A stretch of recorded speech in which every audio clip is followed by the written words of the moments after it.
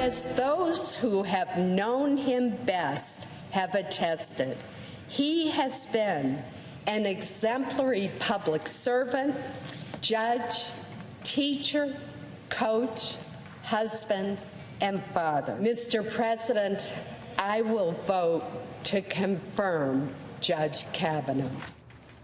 That was Senator Susan Collins delivering a crushing blow to Democrats, hoping for a last-minute defection.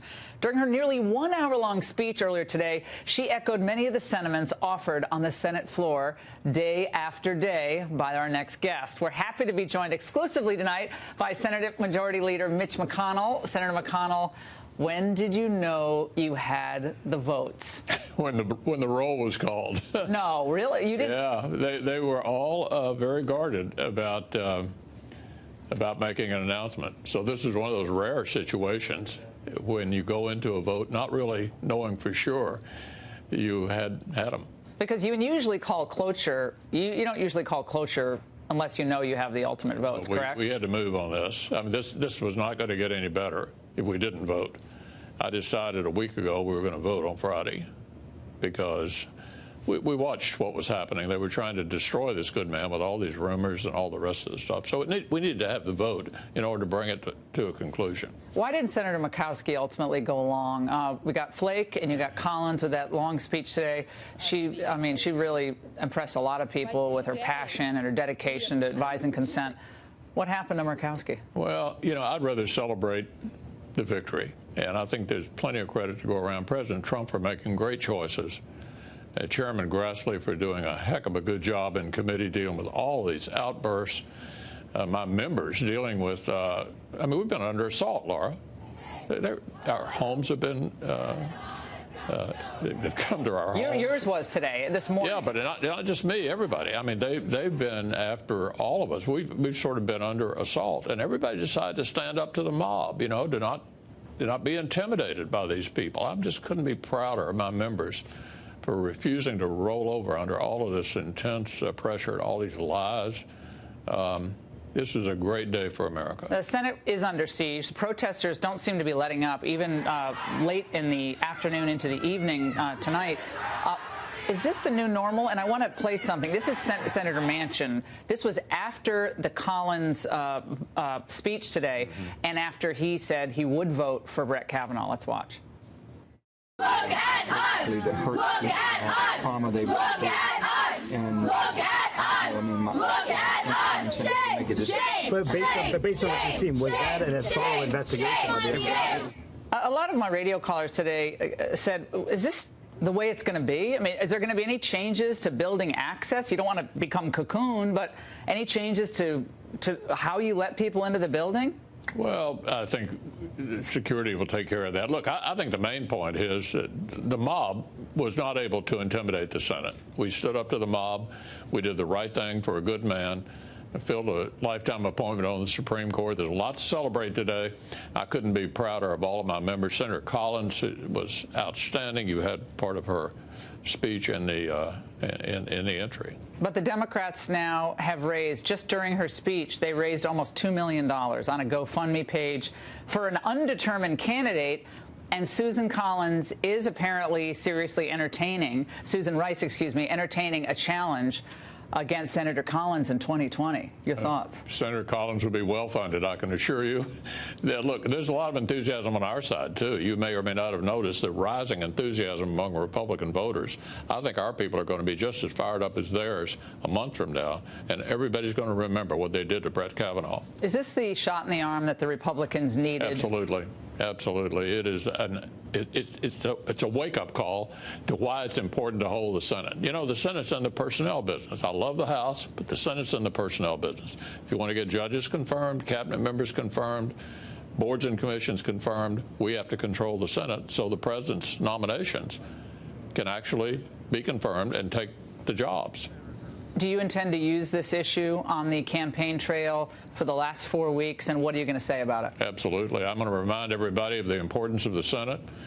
2 Supreme Court appointments, 26 circuit judges, a record for the first 2 years. These are lifetime appointments with conservative men and women who believe that the job of a judge is to interpret the law as it's written.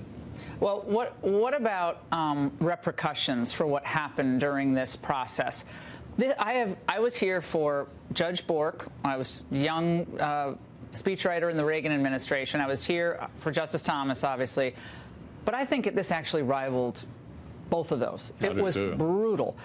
And Lindsey Graham was on with us last night, and he talked about the need for repercussions against the wrongdoers in this case. Let's watch. I believe Dianne Feinstein didn't leak it, but I don't know about her staff. I do know this. Her staff recommended to Dr. Ford Ms. Katz, who hates Trump as a politically active leftist lawyer. But why not get secure their emails and texts, leaking confidential information? You were going to do that tonight? Here's what I'm going to do. Anybody who did this is going to pay a price. Will they pay a price?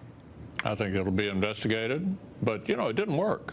I think the most important thing to note here is these tactics did not work. You don't want to go through this again. You want to pay. Well, people need to pay for what I want these people to know, Laura, is we're prepared to go through it again. They're not going to intimidate us. They're not going to tell us how to vote. And they've actually, you know, they actually helped us win this vote. Their tactics actually helped us unify our people and win this vote. They're going to help us win a month from now on November 6th, too. Do you think you'll pick up Senate seats, and if so, which ones? I hope so. This underscores how important it is. I mean, we have a close margin, a very close margin. I'd like to have a few extra Republican senators. Let's talk about the media's role in all of this, amplifying charges. We had another point I want to play from Susan Collins when she talked about the rape rooms and these words that were being thrown around against this esteemed judge. Let's watch. The allegation that when he was a teenager, Judge Kavanaugh drugged multiple girls and used their weakened state to facilitate gang rape. This outlandish allegation was put forth without any credible supporting evidence and simply parroted public statements of others. Including the media, a celebrity porn lawyer. I mean, I can remember when that sort of thing was not put on the air. I mean, people didn't just peddle nonsense with no corroboration. That really exacerbated the problem. And a lot of the Senate Democrats, of course, would mainstream that stuff right into their discussions and try to convince everybody that it somehow happened. No corroboration at all, just rumors all over the place. Senator Merkley from Oregon was quite upset today. He said this. Chuck Grassley, the chair of the committee, and Mitch McConnell, the majority leader, they said there's no contemporaneous evidence to support the women who came forward. That is not true. What are we missing here, Senator? I don't know what he's talking about. There was no evidence to corroborate any of the allegations against Judge Kavanaugh. Maybe he's on a different planet. I'm not sure. Right now, when you look back on this last couple of weeks, and you've had an incredible run of confirming circuit court judges and district court judges, but just this experience, lessons learned for the Republican Party, the Senate, maybe the president going forward. Well, I think we reaffirmed that in this country, you're presumed innocent. The presumption is in favor of innocence. We also relearned that you should not allow mobs to intimidate you. And I think it's a good lesson for us. I think it unified our conference, made us excited about the November election. It was good for the American people to see that these people were stood up to, and they didn't get away with it. They did not win. That's the most important thing. How radical has the Democratic Party of today become? It's a pretty wild bunch. I mean, it's pretty clear they were willing to do anything, say anything, to try to win. No boundaries. You still have close friends in the Democratic caucus after all this, or motion's pretty raw? I think we'll get past it in terms of relationships, but it was a tough period, I hope they learned a lesson. You can do this kind of thing, but it doesn't necessarily get you to victory. Mitch McConnell, congratulations. Thank you, Laura. Thanks so much for being here.